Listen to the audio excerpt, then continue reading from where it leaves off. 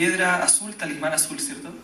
Y es un canto mapuche que es transversal en todo el Gualmapu, tanto en la región de Arauco, la Araucanía, en el Puelmapu, ¿cierto?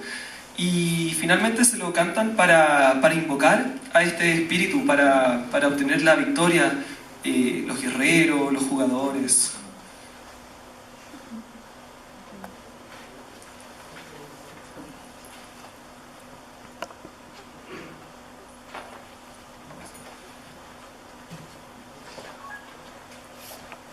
El día de mañana vendrá a jugar, el día de mañana vendrá a luchar.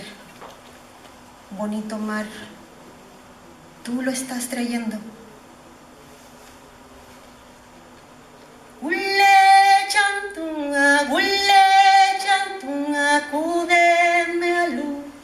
kudeme alunga, calfulika.